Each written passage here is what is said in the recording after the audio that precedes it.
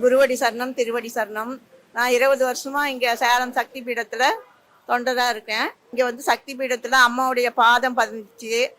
அப்புறம் பாலாபிஷேகம் பண்ணி அம்மா கண்ணை திறந்து அவங்க பார்த்தாங்க, எல்லாருக்கும் அருள்பார் பார்த்தாங்க. நிறைய அற்புதங்கள் நம்ம சக்தி பீடத்தில் நடந்துட்டு இருக்குதுங்க. அப்புறம் அம்மாவுடைய திருவுருவம் இங்கே வந்திருக்கு. அதுக்கு வந்து குருவுக்கு இப்போ கும்பாபிஷேகம் பண்ண போகிறோம். குரு பீடத்துக்கு எல்லாரும் வந்து கலந்துக்குவாங்க.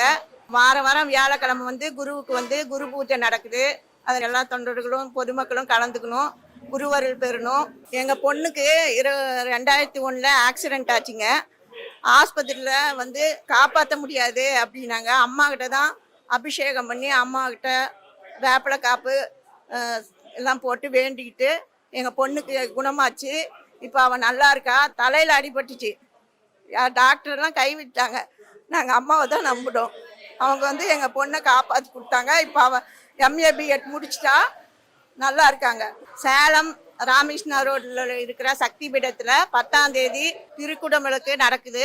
அதில் எல்லா சக்திகளும் அவர்களும் கலந்துக்கிட்டு எல்லா பொதுமக்களும் கலந்துக்கணும். அம்மாவின் அருளாசி பெறணும். ஓம் சக்தி.